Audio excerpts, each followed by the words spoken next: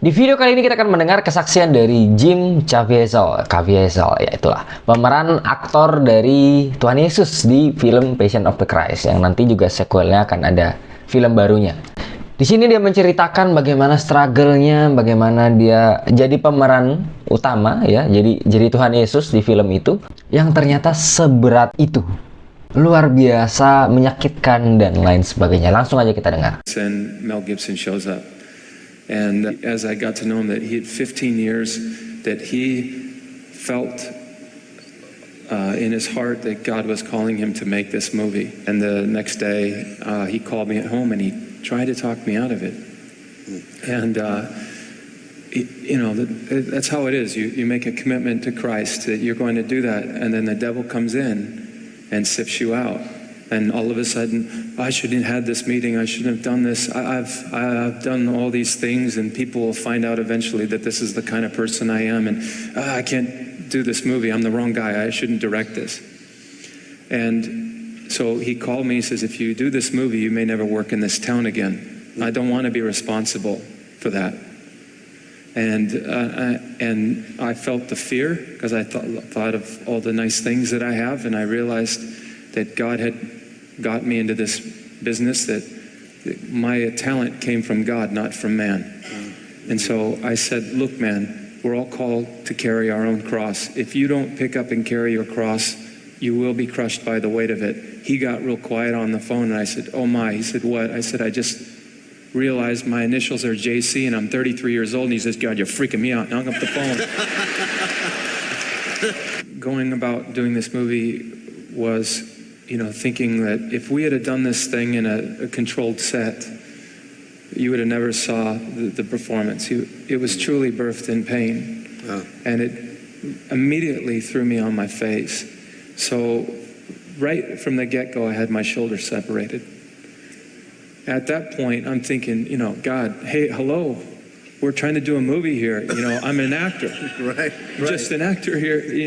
You're letting, you know, the devil or whatever to destroy us. Yeah. At the same time, we're getting phone calls and stuff from major publications saying expressed interest that Mel Gibson is anti-Semitic. And all this stuff is compounding over and over. The cursing, remember at one point, Mel Gibson he would take God's name in vain. And I would say, hey, as Jesus, and looking as Jesus, and I said, don't take my Father's name in vain. Yeah. And it was a big part of that. I don't want people to see me. I want them to see Jesus. Sure. That when people come to the theater, that what they experience is they can look right at themselves the way God sees them, not the way we see ourselves, but the way God sees us, and that's who you really are. Yeah. And so, again, I was scourged, accidentally hit with during the carrying of the cross. My shoulder was dislocated. Up on the cross, I had, you know, I weighed 210 pounds. In the filming, I was about 168. I was so sick, I kept throwing up. I had my both lungs filled with fluid, pneumonia. After the movie was over, many people don't know, and I don't talk about it too much, but I have to have heart surgery. Wow. So I was struck by lightning on the last shot of the day. So that's kind of a moving encounter right there. So what I'm telling you, wow. You know, if you want to be a Christian, you know, you're in for it. During the scourging scene on accident, we didn't really rehearse this. We had a metal plank on my about a foot away from my back, right here, and I'm standing right here, and they would hit the metal plank, and then there's 1, 2, 3 cameras on this particular day, and Mel in the middle of the shoot, because these guys don't speak English and we don't speak Italian, so there's a translation problem. So he's telling Caridi, his assistant, to translate to them, to tell him to hit Jim like baseball, you know, like a pitcher in a baseball game. And they're like, what? They don't play baseball. And he's like, cricket. So they went back here and took a run like this. And I'm sitting here like that, and they hit the metal plank, except with that momentum, the whip went over and 14-inch gash on my back. And I went right down like in a football game where you get the wind knocked out of you. At that point, I'm thinking about all my sins. The whole part was, I'm not worthy to play this role. Yeah. And that's a good place to be in. I told a friend of mine that, and he says, well, Jim, God doesn't always choose the best. But he chose you. What are you going to do about it? Yeah. So, I was in a place of deep, just like in the zone. Yeah. And throughout the whole film, I was always meditating and always praying the whole time. Yeah. And as you would say, staying in character.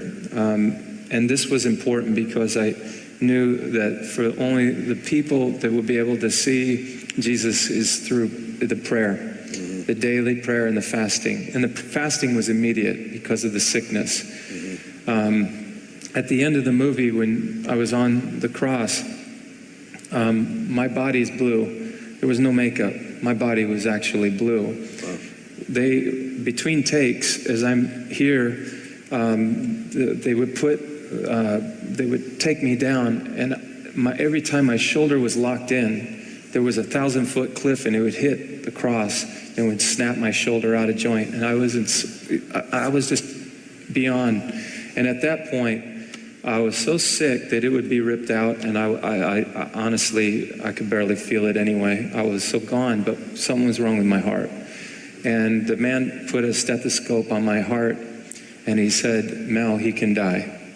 And at that point, Mel, some of the greatest things about Mel Gibson was that he was a gambling man.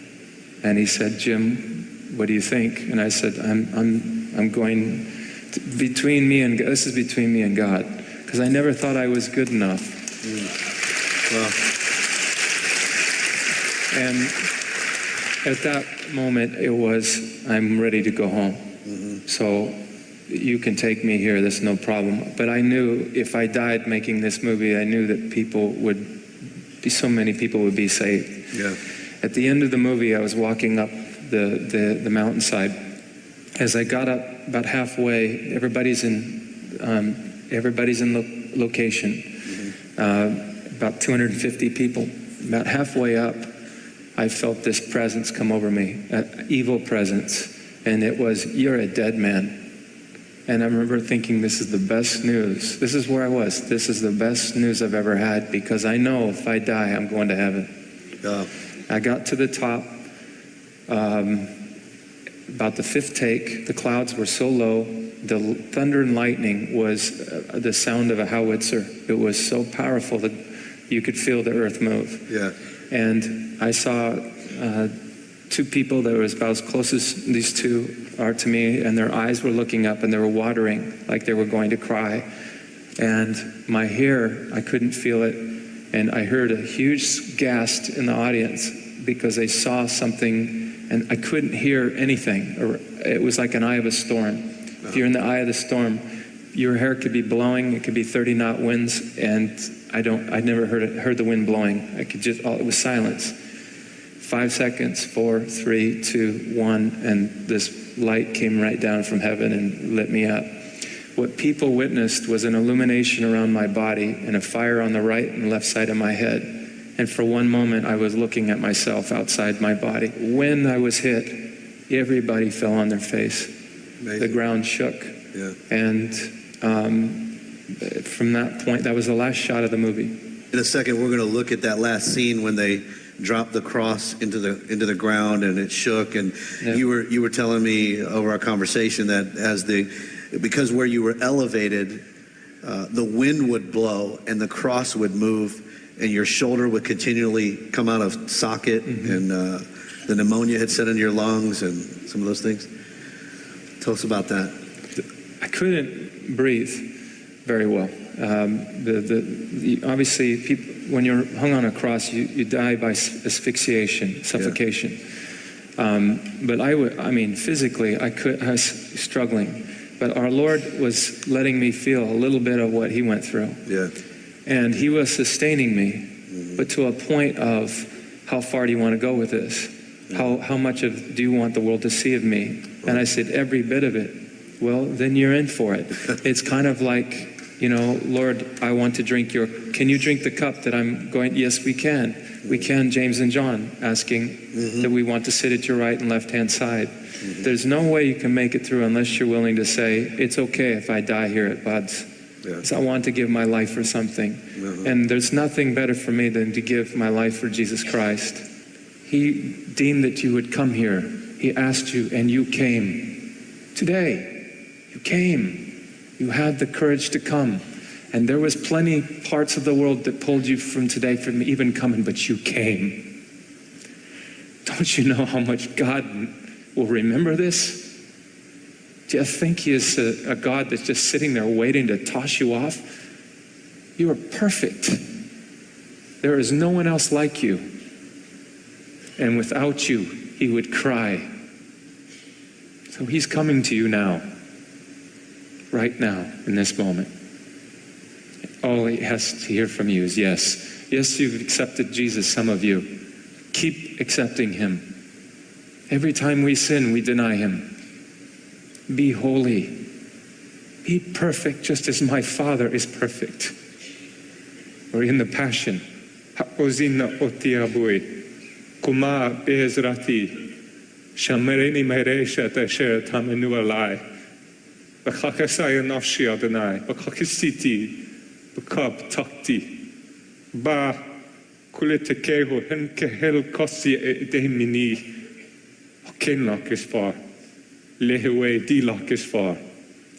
Milatil komare hema, you love one another. He will denale dena, Kokaver diana ahevef lakom antun, he will lakom. My commandment to you is this. You love one another, just as I have loved you. And if that doesn't grab you, maybe this one will. Your name may not appear down here in this World's Hall of Fame. In fact, you may be so unknown that no one knows your name. The Oscars and the praise of men may never come your way, but don't forget, God has rewards that He'll hand out someday. This crowd on earth, they will soon forget when you're not at the top. They will cheer like mad until you fall, and then their praise will stop. Not God, He never does forget. And in His Hall of Fame, by just believing on His Son, forever there's your name. I tell you, friend, I wouldn't trade my name, however small, that's written there beyond the stars in that celestial hall, for all the famous names on earth, or the glory that they share. I'd rather be an unknown here and have my name up there. God bless you. Fantastic. Fantastic. Luar biasa, kesaksian yang powerful dan teguran yang keras juga buat kita semua. Sampai kapan kita mau hidup dalam dosa? Sampai kapan kita mau bermain-main dan berkompromi di sana? Ini teguran buatku juga pribadi. Jadi kita sama-sama belajar, kita saling mendoakan juga. Ya, semoga kesaksian ini membukakan banyak hal buat kita semua. Apa yang kamu dapatkan, coba tulis di kolom komentar. Ya, kita diskusi di sana. Kalau mau di like, share, di subscribe juga boleh banget. Dan jangan sampai kita menganggap pengorbanan Tuhan itu murah. Oke, gratis Tuhan kasih cuma-cuma buat kita, tapi tidak murahan. Itu mahal banget. Kamu mahal banget. Dibeli bukan pakai uang, bukan pakai emas, bukan pakai perak permata, bukan. Pakai darah, pakai nyawa. Dan nyawanya ini, darahnya ini bukan darah orang biasa. Darahnya Tuhan. Kamu mahal. Kamu berharga. Itu aja untuk video kali ini. Tuhan Yesus memberkati.